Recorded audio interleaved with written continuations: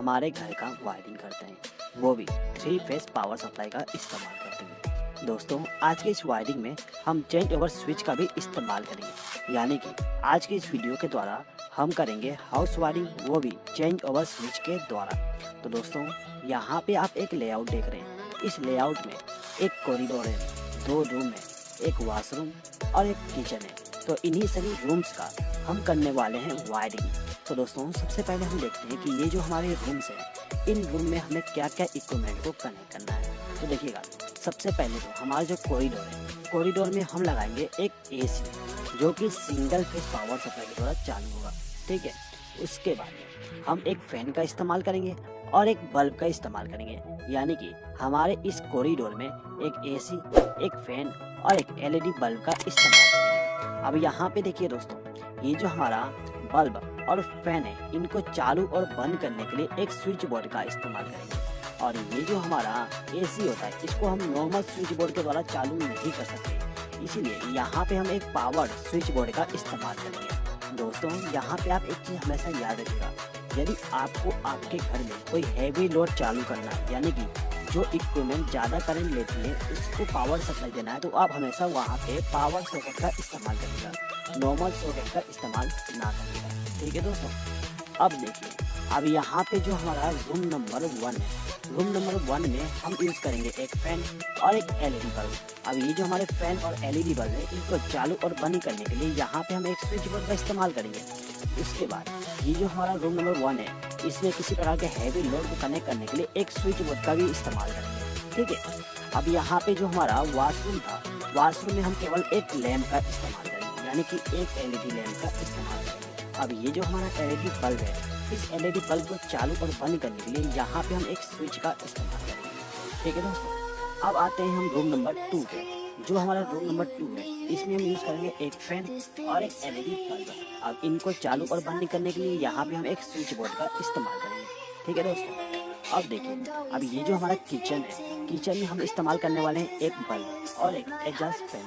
ठीक है दोस्तों। तो यहाँ पे जो हमारा फैन और जो बल्ब है, इसको चालू और बंद करने के लिए एक स्विच बोर्ड का इस्तेमाल करेंगे, जिसमें हमारा 2 स्विच लगे हुए हैं। अब यहाँ पे जो हमारा किचन है, किचन में हमें मिक्सर ग्राइंडर, फ्रिज और भी चीज़ें कनेक्ट करना होता है, तो उनके लिए हमें एक पावर स्विच बोर्ड का इस्तेमाल करना पड़ेगा। तो यहाँ पे जो हमारा किचन है, इस किचन में एक पावर स्विच बोर्ड का भी इस्तेमाल करेंगे। तो यहाँ पे जो हमारा घर में जितने भी इक्विपमेंट हमें कनेक्ट करने थे, उन सभी इक्विपमेंट को हमने ला के रख दिया।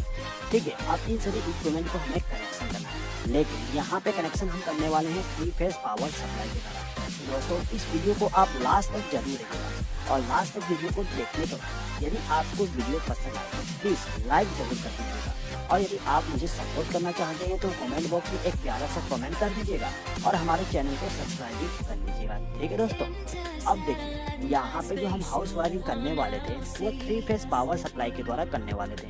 तो यहाँ पे हमारा जो इलेक्ट्रिक पोल होता है, वहाँ से जो पावर सप्लाई आती है, वो एक एनर्जी मीटर में आती है। अब यहाँ पे हम energy meter 3 phase power supply वाला इस्तेमाल करेंगे, क्योंकि यहाँ पे हम 3 फेस का वायरिंग कर रहे हैं। ठीक है। तो यहाँ पे हमारे पास एक 3 फेस एनर्जी मीटर है।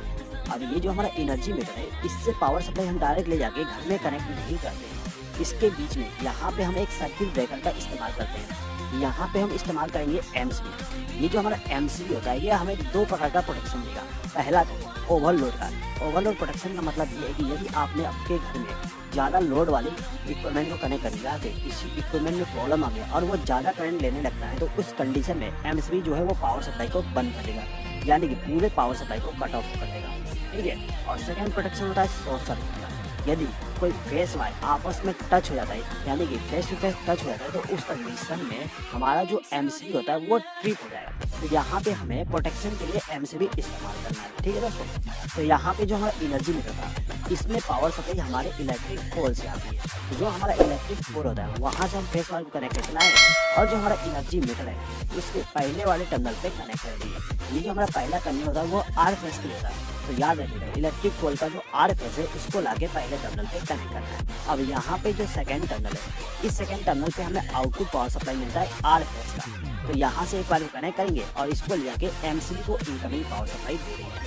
अब यहाँ पे जो थर्ड टर्मिनल है, इस टर्मिनल पे हमें Y फेस को कनेक्ट करना है। तो हम इलेक्ट्रिक पोल से वायर को कनेक्ट करके लाते हैं और यहाँ पे कनेक्ट कर देंगे, यानी कि तीसरे नंबर टर्मिनल पे वाई फेस को कनेक्ट कर देंगे। ठीक है दोस्तों, अब ये जो हमारा 4th नंबर का टर्मिनल है, इस टर्मिनल पे हमें आउटपुट पावर सप्लाई मिलेगा वाई फेस का। तो यहाँ से हम एक बार कनेक्ट करेंगे और इसको ले जाके एमसीबी को इनकमिंग पावर सप्लाई दे देंगे। इसी प्रकार से बी फेस को भी लाके हम कनेक्ट कर देंगे 5वें नंबर टर्मिनल पे। अब 6वें नंबर टर्मिनल से हमें आउटपुट पावर सप्लाई मिल जाएगा वी फेस का। और जो हमारा 7 नंबर का टर्मिनल है, इस टर्मिनल पे हमें न्यूट्रल पावर सप्लाई को कनेक्ट करना होगा। याद रखिएगा दोस्तों, ये जो 7 नंबर का टर्मिनल है, ये न्यूट्रल पावर सप्लाई है। तो यहाँ पर हमने न्यूट्रल पावर सप्लाई कनेक्ट कर दी है। अब इसका आउटपुट टर्मिनल हमारा लास्ट वाली टर्मिनल हो जाएगी। तो यहाँ से हम क्या करेंगे, एक वायर को कनेक्ट करेंगे और इसको ले जाके एमसीबी को न्यूट्रल पावर सप्लाई दे देंगे, यानी कि एमसीबी को इनपुट पावर सप्लाई दे देंगे। तो यहाँ पे जो हमारा एनर्जी मीटर था, इसका कनेक्शन कंप्लीट हो गया। अब इसके बाद में दोस्तों देखिए, आप चाहें तो यहाँ से वायर को कनेक्ट करके आपके घर में लोड को कनेक्ट कर सकते हैं, लेकिन मैं आपको सजेस्ट करूंगा कि आपके घर में आरसीसीबी का कनेक्शन भी जरूर करिएगा। अब यहाँ पे जो हमारा आरसीसीबी है, इस आरसीसीबी को इनपुट पावर सप्लाई दे देते हैं इस एमसीबी के आउटपुट टर्मिनल से। तो हम क्या करेंगे, यहाँ से वायर को ले जाके कनेक्ट कर देंगे आरसीसीबी के साथ में।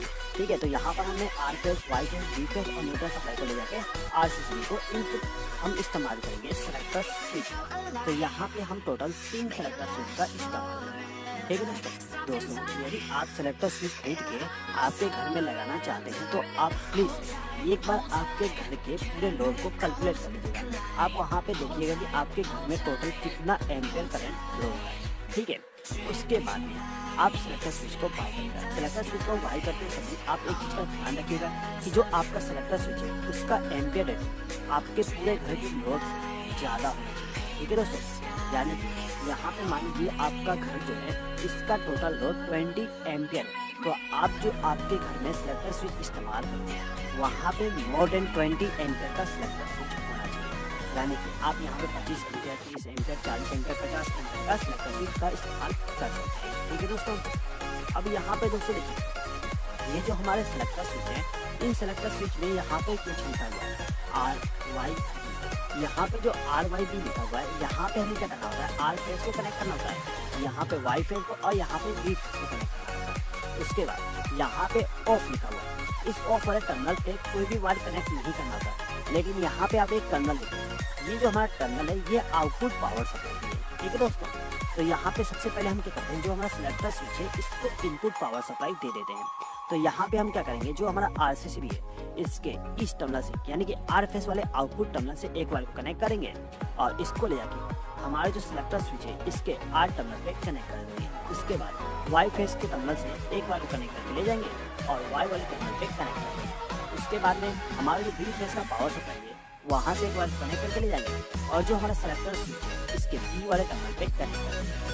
अब जिस प्रकार से हमने यहाँ पे इस सेलेक्टर स्विच का कनेक्शन किया, सेम टू सेम इस सेलेक्टर स्विच का कनेक्शन हम क्या करेंगे, यहाँ से एक वायर को लूप करके आर फेस, वाई फेस और बी फेस का भी कनेक्शन कर देंगे। उसके बाद ये जो तीसरा सेलेक्टर स्विच है, इस सेलेक्टर स्विच का भी कनेक्शन सेम टू सेम कर देंगे, यानी कि इसको आर फेस, इसको वाई फेस और इसको बी फेस के द्वारा कनेक्ट कर देंगे। ठीक है, अब यहाँ पे जो हमारा सेलेक्टर स्विच है, इस सेलेक्टर स्विच से जो आउटपुट पावर सप्लाई मिलेगा, आप चाहे तो यहाँ से डायरेक्ट ले जाके आपके घर में कनेक्ट कर सकते हो। लेकिन मैं रेकमेंड करूंगा कि आप यहाँ पे एमसीबी का आपके घर के पूरे रूम पे, यानी कि एक रूम के लिए आप एक एमसीबी का इस्तेमाल करिए। यहाँ पे हमने 3 एमसीबी का इस्तेमाल किया। ठीक है, अब यहाँ पर हमने एक सेट बनाया, सेम टू सेम यहाँ पे 2 सेट और मैं बनाऊंगा, यानी कि एक आर फेस के लिए, एक वाई फेस के लिए और एक बी फेस के लिए मैंने एमसीबी का सेट बना दिया। जिससे क्या होगा, हमारे घर के लोड को पूरा हम इक्वली डिवाइड कर सकते हैं।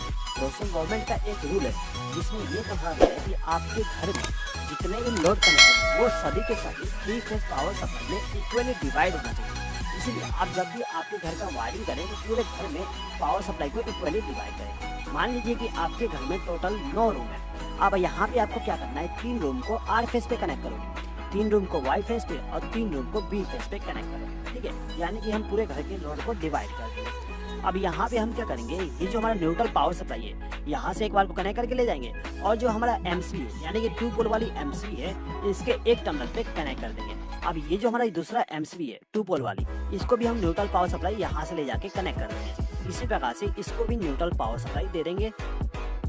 अब यहाँ पे जो हमारा एमसीबी है, इसको फेस सप्लाई भी देना है। तो फेस सप्लाई के लिए हम क्या करेंगे, जो हमारा सेलेक्टर स्विच है, इस सेलेक्टर स्विच का जो आउटपुट टर्मिनल है, यानी कि ये वाला टर्मिनल, इसमें से एक बार को कनेक्ट करेंगे और इसको ले जाके एमसीबी के एक टर्मिनल पे कनेक्ट कर देंगे। यानी कि इस एमसीबी को हम फेस सप्लाई और न्यूट्रल सप्लाई देंगे। इसी प्रकार से इस एमसीबी को भी हम फेस सप्लाई के द्वारा कनेक्ट कर देंगे। तो यहाँ से हमने एक वायर को कनेक्ट करके ले गए और इस एमसीबी को फेस सप्लाई दे दी। अब इसके बाद में यहाँ से भी एक वायर को कनेक्ट करके ले जाएंगे और हम इस एमसीबी को फेस सप्लाई दे देंगे। यहाँ पे हमारे तीनों एमसीबी को इनपुट पावर सप्लाई मिल गया। अब यहाँ पे हम क्या करेंगे, जो हमारा फेस सप्लाई होता है यानी कि आउटपुट फेस सप्लाई, यहाँ से एक वायर को लूप करते हैं और सभी एमसीबी को यानी कि सिंगल पोल के एमसीबी को लूप कर देते हैं, जिससे कि इन तीनों एमसीबी को हमने इनकमिंग पावर सप्लाई दे दी। अब सेम टू सेम हम इन सभी एमसीबी के लिए भी कर देंगे, यानी कि आउटपुट टर्मिनल से एक वायर को कनेक्ट करके ले जाएंगे और सभी सिंगल पोल के एमसीबी को इनपुट पावर सप्लाई दे देंगे। इसके बाद इन सभी एमसीबी के लिए सेम टू सेम कर देंगे। ठीक है दोस्तों, तो यहाँ पे हमारे सिंगल पोल के एमसीबी को फेस सप्लाई मिल गई।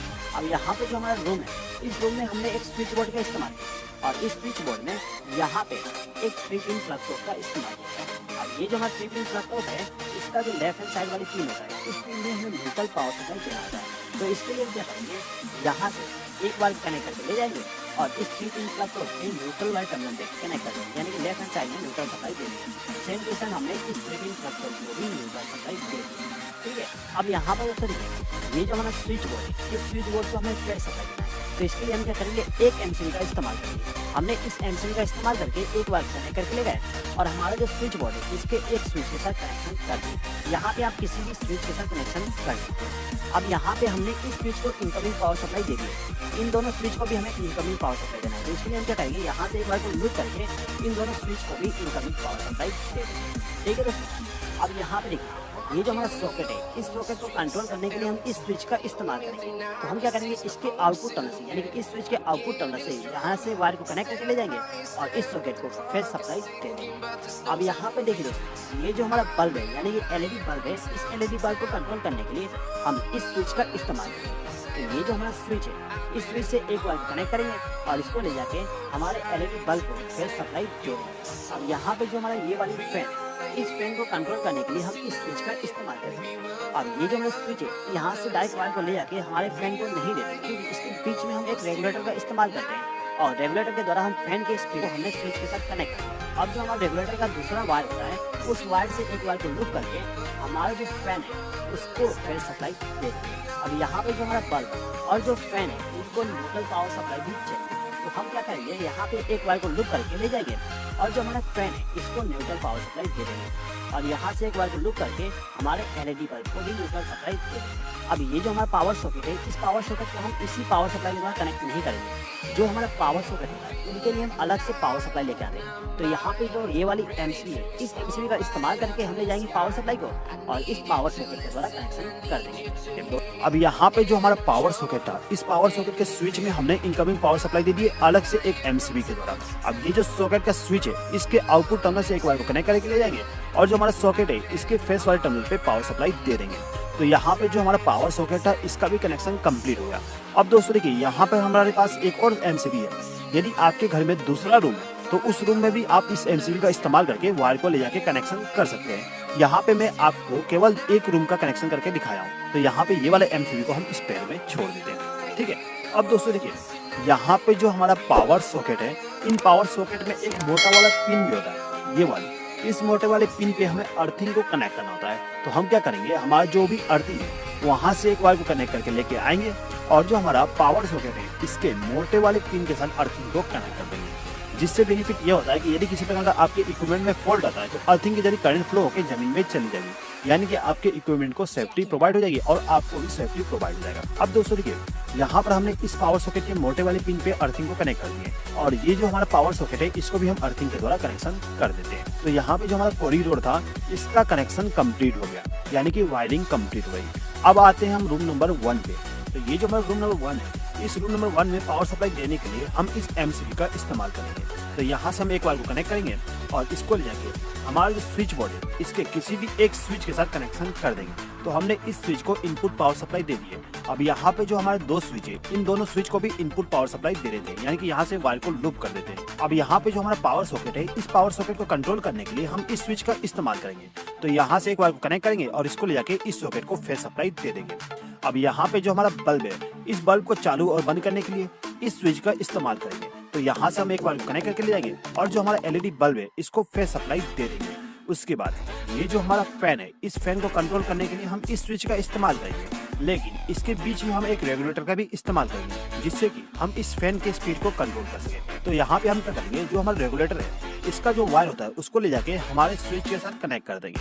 अब इस रेगुलेटर का जो दूसरा वायर होता है, उसमें से एक वायर को लूप करके हमारा जो फैन है उसको फेस सप्लाई दे देंगे। अब दोस्तों देखिए, ये जो हमारा फैन, बल्ब और सॉकेट है, इनको न्यूट्रल पावर सप्लाई भी चाहिए। तो इनको न्यूट्रल पावर सप्लाई देने के लिए ये जो हमारा 2 पोल का एमसीबी है, इसके आउटपुट टर्मिनल से, यानी कि जहाँ पे हमें न्यूट्रल पावर सप्लाई मिलेगा, वहां से एक वायर को कनेक्ट करके इसको ले जाके हमारा जो सॉकेट है, इसके लेफ्ट हैंड साइड वाली पिन के साथ कनेक्ट कर देंगे। अब यहाँ पे जो हमारा पावर सॉकेट है, इस पावर सॉकेट को भी न्यूट्रल पावर सप्लाई देना होता है, तो हम यहाँ से एक वायर को लूप करके पावर सॉकेट को भी न्यूट्रल पावर सप्लाई दे देंगे। दोस्तों, यदि आप चाहते हो कि पावर सॉकेट को न्यूट्रल पावर सप्लाई सेपरेटली दे, तो उसके लिए आप क्या कर सकते हो, यहाँ से वायर को ले जाके हमारे इस एमसीबी के आउटपुट टर्मिनल पे डायरेक्ट कनेक्ट कर सकते हो। लेकिन मैंने आपको यहाँ पे वायर को लूप कर दिया, यानी कि न्यूट्रल पावर सप्लाई कॉमन कर दिया, ठीक है।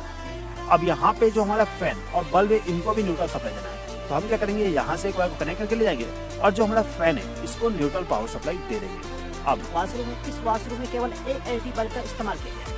अब इनको चालू और बंद करने के लिए पावर सप्लाई चाहिए, तो पावर सप्लाई देने के लिए हम क्या करते हैं, हमारा जो रूम नंबर 1 है, यहीं से एक पावर सप्लाई को लूप करते हैं, क्योंकि हमारा जो वाशरूम है उसके लिए हम सेपरेट एमसीबी का इस्तेमाल करने की जरूरत नहीं है, क्योंकि यहाँ पे हम केवल एक एलईडी बल्ब का इस्तेमाल करेंगे। तो हम क्या करेंगे, यहाँ से एक वायर को लूप करके ले जाएंगे और जो हमारा स्विच है, इसको फेस सप्लाई दे देंगे। अब इस स्विच के आउटपुट टर्मिनल से वायर को ले जाके हमारे एलईडी बल्ब को फेस सप्लाई दे देंगे। अब इस एलईडी बल्ब को न्यूट्रल पावर सप्लाई देने के लिए यहाँ से वायर को लूप करके इसको न्यूट्रल पावर सप्लाई दे देंगे, ठीक है दोस्तों। अब देखिए, अब जो हमारा रूम नंबर 1 है, रूम नंबर 1 में जो पावर सॉकेट है, पावर सॉकेट के लिए हम अलग से एमसीबी का इस्तेमाल करेंगे। तो हम क्या करते हैं, ये वाला एमसीबी का इस्तेमाल करेंगे।